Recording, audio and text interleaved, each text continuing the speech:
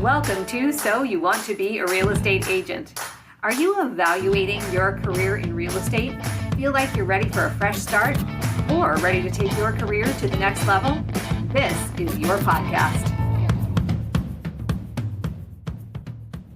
Welcome back to So You Want to Be a Real Estate Agent. I'm Meredith Fogle, and I am here with my co-hosts, Alicia Soekawa. Hello, Alicia. Hello. And Deborah Morton. Hey, Deb. Hello. And we were just saying this is reality, right? Like this might be the realest podcast ever. So Deb is out in the field doing the work of real estate. Alicia is a trooper recovering from bronchitis and probably the flu. Yes. And first day kind of back in action, looking gorgeous, I might say. Oh, thank you. But also just showing what it's like. Like you got to push through and get it done.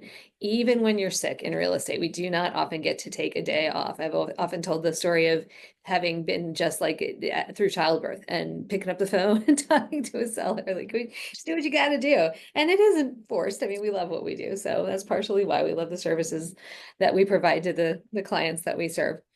So today, speaking of services and sellers, we are talking about how to win listings in a changing market. And the reason I thought this would be kind of a good one for us to talk about and hopefully interesting for everybody out there to hear is I'm seeing an interesting tale of two markets almost, where as a coach, some of my clients are in situations where their market is still very fast paced. Things are selling in, a heartbeat. There is not enough inventory to keep up with buyer demand. That's what we're seeing here in the local DMV market. And then in other areas, it is the complete opposite, where houses are languishing, things are sitting. And for the first time in a long time, agents are learning how to keep from being fired, how to keep their sellers happy, how to try to help the seller understand that what the listing agent is doing is still servicing the listing, even though it feels anxiety producing.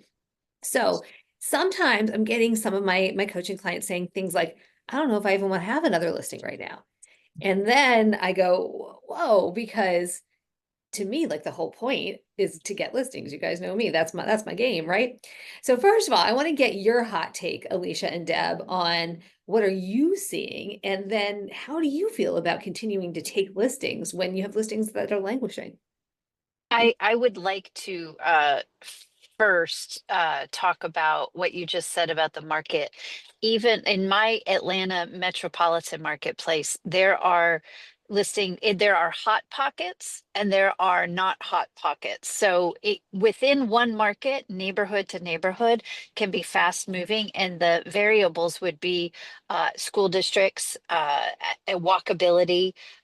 Some of the suburbs are still super hot, and then other suburbs, I'm looking at houses sitting on the market over 180 days, and we're seeing more expired. So even within a marketplace, it does feel very confusing, even for experienced agents to look and say, why is the overall data looking the way it is when specific neighborhoods are still hot? So it's fun. Interesting. And so you really have to know intimately your local market to understand what you're getting into. Subdivision, Yeah. even to set expectations for your sellers properly. And when we're pulling data on neighborhoods, we have to be very careful that what we have to be very careful, because if you take a broad scope of things, um, you have to dial in. You can't just pull a zip code and think you're getting the right information. You're not. So you've got to be really hyper locally. Yes, very focused. Interesting. Mhm. Okay. And what is your take on, do you continue to take more listings when you are dealing with listings that are languishing? And how do you know whether you should?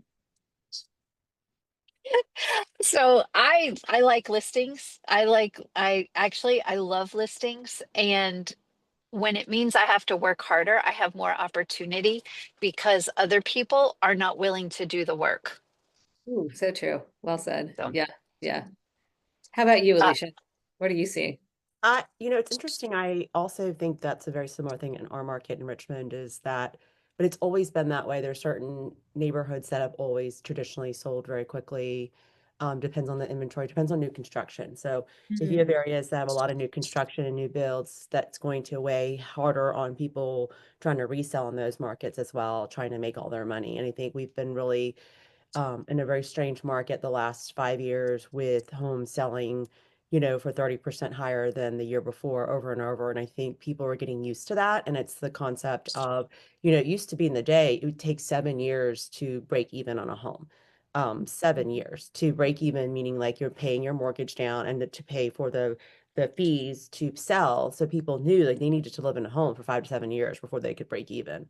So there Yeah. wasn't this idea of like, let me get in and get out. Let me get in and get out. So I think we had a last few years of people getting that, that taste of it's like a drug almost of, getting this money and then taking that money and buying the next house and the next house. And I think what we've seen is the market's going to adjust itself just like with the rates of adjusting itself. And so people are getting used to that. And unfortunately, there's a lot of unseasoned agents that cannot have those conversations with people. So they're letting their sellers dictate what to price homes at just because that's what they want to sell it for. So you're having a bad mix of people, some people listing their homes for that, other seasoned agents understanding and having these conversations. They may get their houses sold, but back in the day, it used to take 6 months to sell a house. That was normal average Yeah. time. I Yeah. remember when my parents listed their house, they did not expect to sell their house for 6 months. So Mhm. there was a common knowledge that it took 3 to 6 months to even get an offer on a house. Mhm. So the way that we sell houses now with the inventory that we have, people get very spoiled and they freak out when their house is on the market 30 days and they think something's like horribly wrong with their home. And I think it's really important to have that conversation up front. It's our responsibility as agents to educate our sellers, just like our buyers, on what to expect and what to, prepare your home for. Because you have a lot of sellers not willing to do any repairs, not willing to do anything and want top dollar for their home. And it's unrealistic. And they're going to go to the next agent and get what they want in their mind. But just I because agree with that. right. Yeah. Just because you put a sign on the ground. And I always tell people, it doesn't matter what you list your home for, it matters what it sells for. So, this whole conversation, if you don't price it right, it's the kiss of death right now. And so if you can't have an honest conversation with your seller, then I say don't take that listing. I think that's a waste of your resources, time, and energy only for it to go and be expired. And that's a very draining experience because they're calling you Yeah. and they're pissed and they're angry and all of your energy and resources are going to someone that you can't even have a conversation with. I've been there, we've all been there where you've taken an overpriced listing and the whole time you're like hating your life. And at the end, when it expires, you're like, that was a complete waste of time, you Yeah. know? And I think it's important. I kind of like that houses don't sell immediately now because you can get a sign call, you can get an open house, Mhm. listen off agents when you hear you want to be able to do an open house. You want to be able to get it seen so people can see it. You want there to be inventory to sell and get more people. Like it doesn't happen if it sells like that. You know what I mean? Yeah. You're not gonna get it doesn't help you in a weird way. So I think it's not a bad Right. thing. Right. I actually had a great listing this past summer that should have sold very quickly, but it didn't, but no one else was buying anything else. So I Mhm. looked at the buyer pool. So if you don't have a seasoned agent doesn't understand to go and look to see what's pended at that same price point, some people don't even realize to even do that. If there's nothing else selling, then you're not priced wrong. Like there's just chill out. The buyer pool is just not there. And so you have to be able to have those realistic conversations with sellers that I think a lot of agents are really uncomfortable with having. That's what it comes Yeah, down to. and like you said, setting expectations at the beginning is being realistic and truthful with the Yes. client is huge. So it isn't always about winning all of the listings. It's about taking the right listings and working Yes. with sellers who are going to be rational and realistic as well, which is a whole other conversation. Deb, what? And when you take the listing, you don't take a 30-day listing or a 3-month No. listing. Right. I had a listing. I have a very specific case study right now. I had a listing I took, it was right before Thanksgiving, so November, terrible time in our marketplace in this area. But because of the low inventory and the high demand in this, it's a popular school district. We did expect it to sell quickly. So we did our normal clean, polished, good marketing package, lots of showings, very few offers, a little, tire kickers, the low offers. And so it's that. So we pulled it. We have staged it, not just virtual staging. We have put, and it's back on the market. We're doing an open house this weekend. So But what I did is stepped the seller through the process. I didn't take a short listing agreement. I told him, we're going to try this. This is our strategy. So setting expectations in advance, and then the tangible takeaway that a newer agent needs to know, you have to work. Everybody who wants to see that home, you have to talk to the agent. You have to pick up the call and ask for feedback. You have to provide feedback to the seller. I spoke to this agent and this was that client's situation. When the seller is in the loop with what you're doing, they're not going to fire you. But if you don't communicate what you've done to prove your value, you're not valuable. Yeah. Yeah. And I think this is a whole nuanced skill set that many agents have not developed yet because they haven't had to. And it's actually something that I'm working on now, which is a sold strategy. So we've had the viral listing strategy. Now I want a sold listing strategy, which is something that we'll talk about more. And I want to kind of, and actually, let me tell a story first that I don't think I've told it on the podcast before. Maybe I have. That when I was a young-ish agent, there was a time in my career that I had 48 listings. And I felt like I was the bomb, let me tell you, because I was like, I got 48 listings. We had this board, a whiteboard, we had them all written down. And I was like, look at me. So my broker calls me in the office one day, his office, and he sits me down. And I think he's gonna be like, you are just on fire. Tell me what's your secret. He goes, it's not your job to collect listings, right? And I was like, and he goes, your job is to sell listings, right? And I was like, and I mean, in my head, I knew, and I also knew I was probably not of the best service. He goes, I got to tell you, I'm shocked that you haven't been fired from half of these, looking at your days on market. He was like, what do we need to do to help you understand how you can help your sellers understand that they need to get their listing sold? And I was like, wow. So that the rest of that conversation, after I got through the shock of it and to be knocked off my pedestal, my own self-created pedestal for a minute, was a strategic conversation on how to get price adjustments done.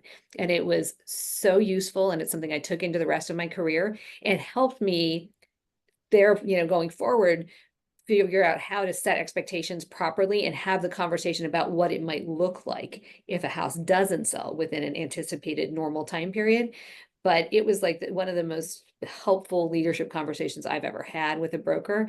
But yeah, it's an eye opener when you think you're doing great and you're not actually selling the inventory, because guess what? You don't get paid to, in fact, it costs you money and costs you time to hold on to a lot of listings. But I want to circle to, what are we doing in a market like this one to win listings? Because here's the really interesting thing, and I don't know how accurate this data is, but there's been this post that's been floating around online that, what is it, like 70% of agents didn't list one house last year. I don't know if that's true, but came from somewhere. And I don't think it's probably all that untrue that at least the majority of agents did not list one house last year. So the question is, in a contracted market, when we see this lack of inventory happening and we see some, fluctuations in the market right now, two things will happen. One is there will be some uncertainty where some sellers just won't act. Two is, as listings start to languish and we show the work that we do to sell listings, sellers will pivot to agents who have a proven track record, because now there's a need that wasn't there before that exists to actually use skill to get a listing sold. So my question is, for you guys, I want to hear from each of you, what's the number one strategy you're using right now that is creating more listings in your business? And then if you were a brand new agent just starting out, what would you be doing? I'm probably not a good person to ask because I only work by referral. So the people come knocking at me to say, please list my house. And I say, Okay, well, let me ask you about that, because that's a strategy. So you work by referral, but you're yeah. doing things to create that referral business. So referral business is a great way of doing it. And even as a new agent, you've got a sphere of influence. Like, that's one of the things we teach as coaches. Your sphere should be one of your major. Absolutely. I mean, my first year, I sold 25 houses with people I knew. There we go. I didn't pay a single dime. All right. So tell us how. How do you do that as a new agent? Take us there, and then as an experienced agent. I think from day one, I think it's about how you represent yourself in general. People knew that I took care of things. I was not the person that was at the happy hour bar hooping it up. I was very responsible in how I lived. I was always volunteering. I was in book club. I was Girl Scout troop leader. we just were very much active in our circles. And so, people, I was the person that, can you do this for me? Absolutely. I showed up in every way in my life, and it's just who I was. And so when I became an agent, it wasn't unusual.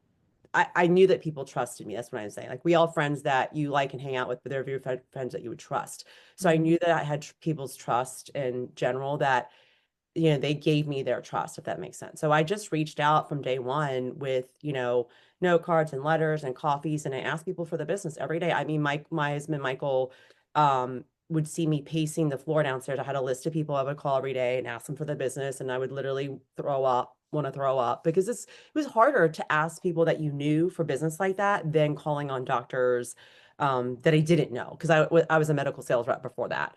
So I actually developed those relationships. I reached out to the people at the hospital systems and got to do hospital tours. Like, I reached every single nook and cranny. I volunteered to do open houses in our office. So I sometimes did open houses. I was crazy. I did 4 open houses in a weekend. So I would do 2 on Saturdays and 2 on Sundays, when I first started, because I didn't know anything. I would do things for agents. I would help them. I would volunteer for things. I just was willing to do all of the things that we can't seem to find people help us do now, to do anything. Like, I we have wish we we would have see more of leads. that. Yeah, Yeah, yeah. No, let me, I never yeah, had like someone hand me anything, not a new single thing. agents, everybody seems Mm-mm. to think right now that it's just going to fall out of the sky. And all three of us started at different times, but we all did the same thing. We Yeah. actually worked. We Yeah. showed up Door and knocked. Yep. I door knocked and I got yelled at in the 100-degree weather here. I got like things thrown at me. I called people. Yeah, people were really nasty. I mean, I dealt with a lot of stuff. I mean, there were nights that I would go, someone would call, and Michael would drive me because he'd be afraid that they're going to try to kill me. And he'd wait outside. And 8 o'clock at night, I'm showing houses. 9 o'clock at night, I'm showing houses, because I didn't have any money and I needed to live, and I was trying to take care of our family. And so I never said no to anything ever. And so That's I the always grind. tell people, Yeah. I say no now, because over almost 11 years now, I earned the right You to say no, earned it. Exactly. because I've worked 11 years, 28 to earn this. It's not Yeah. that I just showed up and said, hey, look at me, I want the stuff. I've earned the right. I've sold hundreds of houses now. I've done all this stuff. I've eaten the muck. I've had the crazy things happen to me, Mhm. crazy stuff. Like, I know, Oh, crazy yeah. stuff. Yeah. Like, So let me unpack what you said a little bit, because I heard a few different strategies here. One is I heard, and I want to point this out for people listening, because I think whether you're an experienced agent and maybe you're experiencing a new market or a new need to get inventory into your business, or you're a brand new agent, you put yourself in a position of trust. You yes, gave, you yes, presented yourself as a professional who was a yes, responsible human being. And perhaps other people looked at you and said, wow, she has the ability to have more self-control than I do, or to lead something that I don't have the bandwidth to lead, or that I don't have the ability to lead. So in my mind, you kind of like elevated yourself in the eyes of the people that were adjacent to you. And you also said you held multiple open houses for other agents. That's a huge one. The other thing, and I yes, really want to ask you about this, is you said you asked for the business. yes. What did that look like? I mean, I would call people and say, hey, I know you're not looking to move, but at church, if you know anybody looking to move, would you feel confident in giving my name? Because I'm trying to earn business. Love that. Would you Would feel you, confident? do you have any work that's looking to move? Do you have any neighbors? Like, and I pass flyers out. Like, I literally like partnered with other businesses to pass flyers out. I was not a secret agent. I was all over social media. My broker at the time was poo-pooing video and all that. I did video constantly. I did the lives constantly. So, I was mailing a newsletter every month. I mailed birthday cards. I did all of the things that I continue to do now. I kind of was on steroids back then, like literal steroids. Like, you couldn't Really? have I think done it's me. important though to point out that Alicia hasn't stopped doing those things. Yeah. She True. has just automated the processes for them Mhm. with her Yeah. Yes. CRM and her mailing her cards and everything. But the same things that work in your first year of business work in your 10th year of business. Yeah, I've You been doing just pies every year, Mhm. and I've been doing pumpkin patch every year. I've been doing movie theater or some type of event, ice cream parties. Like, I've been doing something all of the time that's been consistent. And that Yeah. is something I know that my people look forward to. They appreciate, they understand there's a connection. I always believe about connection and just caring for people, nurturing people, and feeling like people feel like I have their back. And that's all it comes down to. You're And so great at they that. will Yeah. come back over and over again because they want me to take care of their loved ones. They want, because they trust me about that. And so I hold that very privileged to my heart. And so I don't take it very lightly. So I will drop everything for my people. It can be tiring sometimes, yes, but I'm very honored to get the right to be able to serve the clients I serve. So that's And what I that mean by, comes through yeah, in how you serve and how people perceive you. So yes, yeah, so I think that's staying top of mind for people in a way that is not yes. salesy. And that's the thing that I hear. And I don't know if you guys hear this from newer agents sometimes is, "Well, I don't want to call because I don't want to feel salesy. I don't want people to think I'm just calling to get their business." But I love how you asked it. Like, I know you're not. I You're am calling not to get your business. That's but right, but exactly that why doesn't I'm mean you don't calling. make any bones about that. Like, No, I mean, this you're is not my you living. maybe, but would you feel confident giving my name? Yeah. Beautiful And question. if not, tell me why. Mm, And I've had people tell me, well, I already have another agent. I get it, but that mm, agent may not be for everybody. If you mm. have someone that you don't think that's a match, could I be your second? May Oh, I be your second in line? May I be your third in great, line? great I strategy. asked for the business. And even with my lender partners, the same thing. They do the same thing to us. Like we have our I do. partners, but sometimes For it's not sure. a fit. So you got to have Yeah. backups, right? And The it's no key is different to than that. get your ego and your feelings Yeah. out of it. Yeah. It Alicia has is nothing to do willing with to it. ask because Yeah. she knows she's helpful and kind, and she knows Right. that if it's not a good fit, it's not a good fit. She moves right along. And I see a lot of agents get hung up on it's either ego or their sensitive feelings. And Yes. since we The same with all have an coaching, ego. Nobody right? wants to be told you're not good enough or we don't want you. No. But the way she's phrasing it makes it easy for people Uh, to refer her. exactly. And Deb, what's your top go-to strategy for getting listings right now? so I want to be Alicia. I want to be 100% referral, I'm but telling you, I'm it's not. amazing. So I have a variety of sources for listing and I use them all equally. Paid online leads is one. It's there is a cost associated with that. You can use companies like HomeLight. It's a referral paid at closing. That is an option. You can do pay per click, and specific geographic farming is a long-term play, but if you've been working an area for a region for an area, and that has a cost associated with it too. So for a newer agent, that mailing postcards every month for 24 months might be tough for you, but you can do the sweat equity and go door knock and go flyers like Alicia was talking about. Expired listings and for sale by owners, like people are starting to catch on. That's a thing. There's more. But when you call for sale by owner or expired, you got to know what you're going to say that's differentiating yourself Yeah. from everybody else that's out there. And then we constantly work our past clients the way Alicia talked about for referrals from friends. What it was like to work with me. You know how our systems and processes make the whole experience predictable and comfortable. It, Real estate is uncertain, so having certainty, those when you can ask people who know you to speak specifically about things like that. I like working with Deborah because I know exactly what I'm going to get. Mhm. And when you can get people to refer you with specifics like that, it's a game changer. So past clients and sphere referrals, online leads, geographic farming, working expireds, and every time we work an open house, we canvass the neighborhood for neighborhood seller prospects. Yes. I love Beautiful. that you have the variety. So I think that's the thing is you have the lead Yes. pillars. And I will Mhm. say that I do have other things that come to me.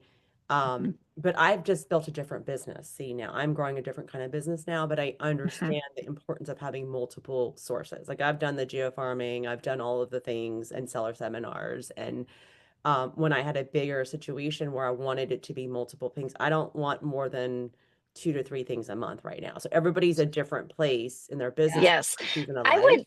would like to say, because I don't work with a lot of buyers, but like when I get a referral, yeah, somebody personally recommended to me, I'll help a buyer. And I'm actually out with buyers from out of state right today, taking a break to do this. I would like to suggest to buyer's agent, people who are primarily buyer's agents, every time you show a house in a neighborhood that is desirable, you can circle prospect around other people's listings. I don't think buyer's agents know or are thinking, how can I, hey, I really like this neighborhood. That house, I didn't sell it to my buyer, but I like the neighborhood. You can take the stats and the data from a listing, any listing, and contact the neighbors and say, hey, I see your neighbor's house is for sale. Have you had any thoughts of selling? I showed that house, and in my opinion, whatever. And just strike up conversations with people in the neighborhood. I'm writing down this as another podcast episode idea is how to turn other agents' listings into your future business. I think this is a really, Yes. we should dig into. Absolutely. All If right. you're an adept buyer's agent and you know your data and you know your market, you should be able to have that conversation with anybody anytime. Yes, yes. 100%. And if you're looking for specific tools and scripts, we all have, reach out to us. We've all got great examples of scripts to use. In our last couple minutes, I'm going to share what we're doing here that's working. And as you see, there are lots of different avenues. So find what works for you, dependent on your style, dependent on what level of business that you're looking for, what you're trying to build right now. For us, what we're doing is the CMA a day strategy. That is still turning over a ton of listing leads for us. And we use Fellow partially to find hand-raising sellers. However, you can use you can go back to like a geographic area, go to the people who have been in their homes the longest and start there if you want to. Do the unsolicited CMA, which is a competitive market analysis, send it to them. And then the most important thing is you have to follow up with a phone call. So you follow up, you send them the CMA with a promise in an email that you're going to follow up in a few days to walk them through the CMA and answer questions they have. And then that turns into a conversation, which can go a variety of different ways. But we're finding here it is often turning into, can you come over and take a look at my house to give me an even more accurate idea, because I might sell in 6 months, a year, whatever, or this spring. So there is a real strategy behind this that's working very, very well. The other thing that we're doing is the seller seminars. Alicia mentioned that before. And again, this is like kind of a bigger scale piece. So when you have the budget and the support to do this, inviting people in for a home selling seminar, we call ours Home Selling Simplified, is a great way to educate future sellers about what they need to do, answer their questions, create relationships from them. So just to give you an example, we had what we consider a full house here. We can hold about 20 people downstairs in our conference room. So we had our full house, 7 listing appointments from that, 4 of which we've signed. So that is absolutely a strategy that's working. So conversation we can continue. Thank you guys for being here. Hopefully for everybody listening, you got a couple of nuggets of gold. There were more than a couple dropped today. We wish you a happy spring real estate season and that you win lots of listings. This has been So You Want to Be a Real Estate Agent. We'll see you next time.